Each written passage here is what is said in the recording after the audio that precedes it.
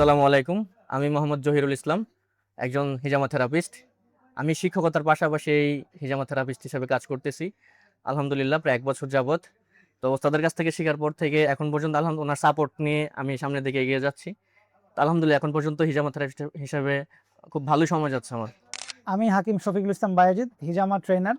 তো হিজামা চিকিৎসা শিখে এর দ্বারা অর্থ উপার্জন সম্ভব, এই বিষয়টা আমরা আজকে প্র্যাকটিক্যালি দেখবো। আজকে আমরা এসেছি হিজামা থেরাপিস্ট জহিরুল ইসলাম সাহেবের চেম্বারে।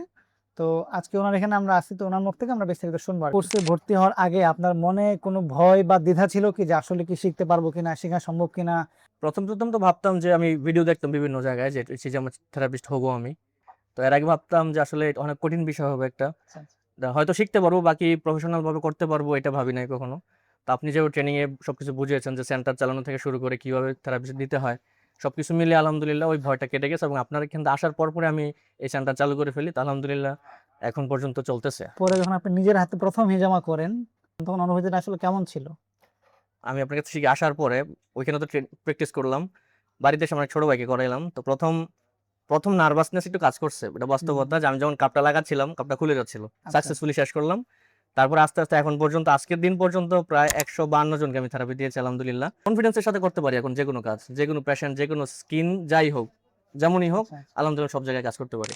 এটা কি যে আমাদের দেওয়া সার্টিফিকেট, ওটা ট্রেনিং এর পরে যেটা জি, দিলাম? জি, ট্রেনিং এ যে ২০২৫ সালে যে আচ্ছা ট্রেনিং আচ্ছা, হ্যাঁ, করেছিলাম, জুলাইয়ের 11 থেকে 13। হ্যাঁ, ওই ট্রেনিং এর আচ্ছা আচ্ছা, সার্টিফিকেটটা আমি এখানে শো করে রেখেছি। এটা আপনি যখন প্রথম উপার্জন করলেন এটা দিয়ে, তখন কেমন লাগছে? আসলে হিজামা শিখার পিছনে সুন্নত একটা ব্যাপার ছিল, পাশাপাশি এক্সট্রা ইনকামের একটা মাথায় আইডিয়া ছিল। আমি ট্রেনিং এর সময় বলেছিলাম যে আমি কিছু ইনকামও করতে চাই। হুম, তো প্রথম থেরাপি দেওয়ার যে হাদিয়াটা আসছে আলহামদুলিল্লাহ স্মার্ট একটা অ্যামাউন্ট আসছিল। আচ্ছা। ভাল লাগছে আসলে যে এটার জন্য তো আমি করতেছি, পাশাপাশি সেবাও হচ্ছে, আমার ইনকাম হচ্ছে, সুন্নত পালন হচ্ছে, সবকিছু মিলে আলহামদুলিল্লাহ ভালো একটা সেবা এটা।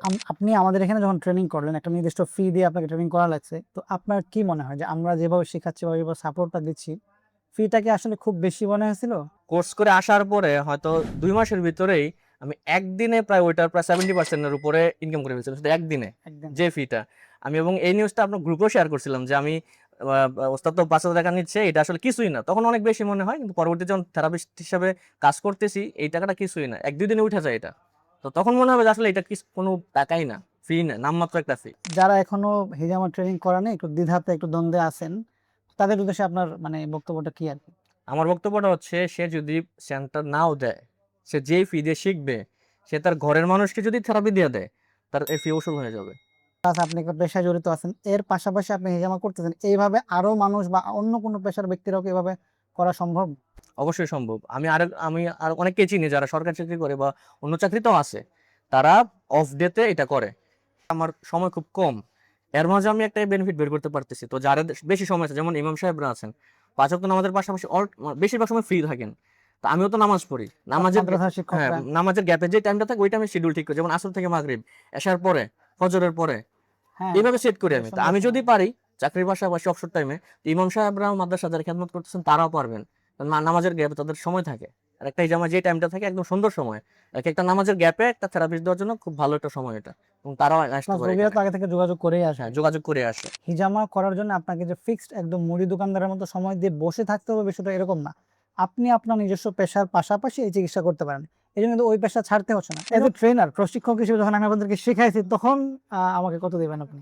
আমার মাথায় যে প্রশ্নটা আসতো, এর উত্তরটা পরবর্তীতে আপনি দিয়ে দিতেন। তার মানে কি আমার শিখার ক্ষেত্রে কোনো ঘাটতি ছিল না।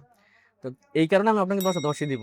কারণ আমার মনে যত খুঁত ছিল বা যা জানার ইচ্ছা ছিল, আগ্রহ ছিল, সবকিছু আপনার সেশনের যে মডিউলটা ডিজাইন করা, সুন্দর একটা ডিজাইন, সিলেবাসটা। সিলেবাসটা এটা সুন্দর করে কভার করলে একজনের জানা কিছু বাকি থাকে না। হিজামা সেই হিসাবে সম্পর্কে প্রশিক্ষক সমস্ত হিসাবে প্রশ্নের উত্তর আমি আপনাকে ১০ চলে এ ১০ আসে। দিব। তো আজকে এই পর্যন্তই। জহির ভাই, ধন্যবাদ অনেক আপনাকে। আল্লাহ তাআলা উত্তম প্রতিদান দান করুক। আপনি সুন্নত চিকিৎসা নিয়ে কাজ করতেছেন, মানুষের সেবা করতেছেন। এর দ্বারা মানুষ সুস্থ হচ্ছে, মানুষ উপকার পাচ্ছে, প্লাস রিজিকেরও ব্যবস্থা হচ্ছে। অবশ্যই। একসাথে অনেকগুলো উপকার হচ্ছে। তো আমাদেরও অনুরোধ বা পরামর্শ এটাই থাকবে যে মানুষ যখন আপনার কাছে পরামর্শের জন্য আসবে বা জানতে চাইবে, তখন আপনি তাদেরকে এইটা সাজেস্ট করবেন।